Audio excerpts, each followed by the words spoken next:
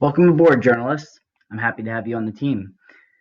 Welcome to Journalism and Broadcasting. I'm Mr. Michelle, for those of you who have not had me as a teacher before.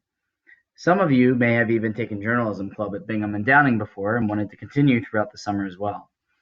You are about to embark on a journey through PI, which is author's purpose, while writing about what you know and what you love the most.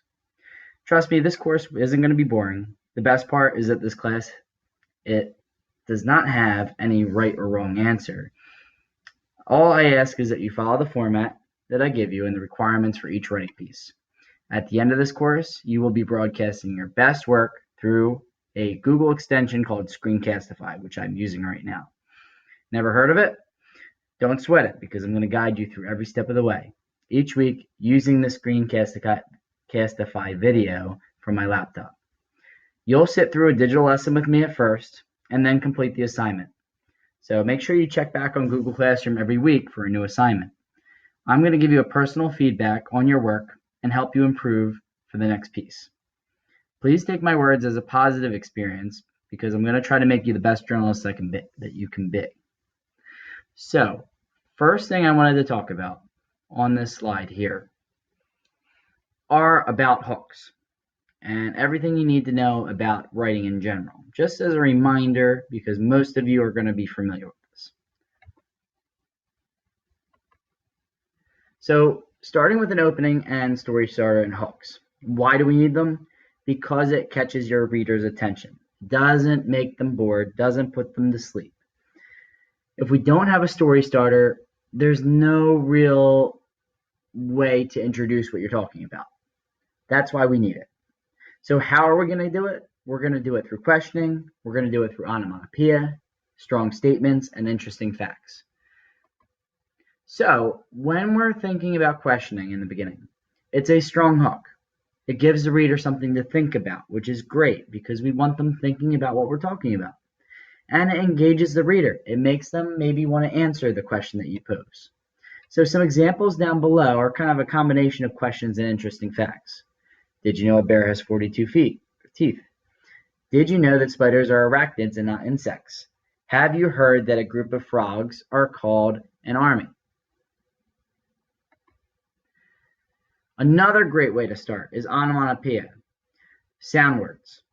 They are also considered strong hooks. So if you take a look on the right here, there are so many different pieces of onomatopoeia that make up different sounds, and you may have seen them maybe through like Batman comic books, or maybe you've just seen them in general or used them in your own writing. So things like huh, crunch, slurch, zap, boom, zap, vroom, bam, clang, pop, plop, pow, pow, bam, swoosh, bang are all examples of these. So any kind of sound that you can recreate using words would be considered onomatopoeia. Sometimes when we even use words like hey, no, yes in our writing, when we just say these things with just an explanation point behind, those are called interjections, and they're kind of this like the sister of onomatopoeia. You can also start with a strong statement. So this is considered a strong hook as well. It states your position clearly for the reader, just like these examples down below, like Minecraft is the best video game of all time. That's a strong statement. It tells the reader exactly what you're thinking. And then that way they know where you're going with your writing. There's no question about what is the person writing about this, thinking about this topic. They know that you love Minecraft. Or like this down below, there has never been a better movie created than Disney's Beauty and the Beast. So maybe if you've seen that in theater and you think that's the best movie, well, reading that first statement, we know as an audience that that person thinks that Beauty and the Beast is the best all-time movie. Closing. You can actually use your openings as your closing. So onomatopoeia, questioning, strong statement, rephrased a different way. You can also use emotion, which are the words I wish, I hope, I dream. So an example of using one of those is I wish they would make a sequel to the best movie of all time, Beauty and the Beast. That way you kind of close and you kind of tell the audience kind of what you're thinking about next. When we write, we must use transition words. First, next, last, then, finally. If we do not, we kind of get jumbled in the middle. We don't really know what we're talking about. And then maybe the reader does not know where we're going next with things, or we don't know that that's the last point that you're making. You need to include these words, or the reader may get confused. They need to know that there's a change ahead. Just kind of like this sign, like someone's driving. They need to know something's happening next.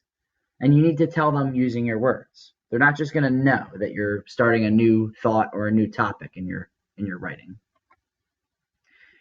Listing sentences. So they are used to combine two or more nouns in a sentence. So if you use a comma to separate them, the last noun in your listing sentence is going to get the and right before. So in this sentence down below, I cannot wait to play baseball, soccer, and basketball this summer. That would be an example of a listing sentence, and you can see how they're in red, that it separates and it shows that is the list. So it includes baseball, which is a noun, soccer, that's a noun, and basketball, which is a noun. You might also want to consider using similes and metaphors. Similes, again, if you forgot, are comparing something using like or as to compare alike qualities of two different things. A metaphor is comparing two unlike nouns using the word without the words like or as. So it's the opposite. So here are some examples down below. A simile, she is as tall as a skyscraper. You can see the words as used in there. With a metaphor, they don't use like or as. They just compare the two different things, just saying what they are.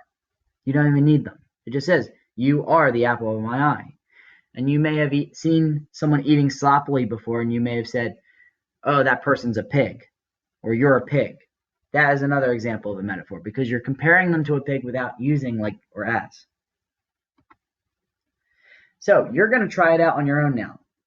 Using this topic down below, summer, because this is what we're doing over the summer, you are going to have to do the following things using this topic. And I'm going to show you this using my example of spring. Using onomatopoeia for spring.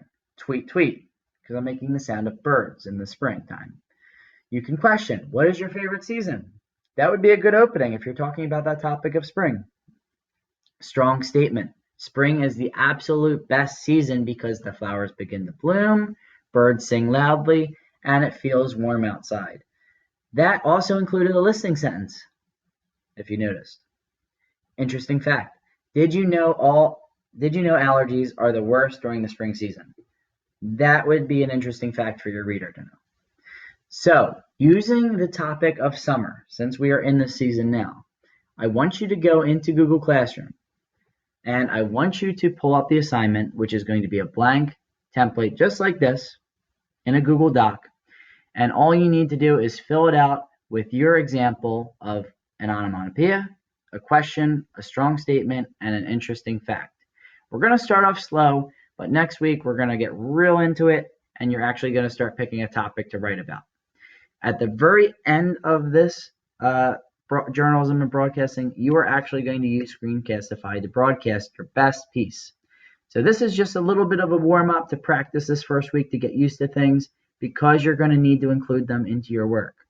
So please get on to Google Classroom, complete the assignment as best as you can, as quick as you can, and then next week I will post the assignment, and I will also be providing you feedback each week, including this assignment here on what you've come up with. Thanks for watching. I will see you next week.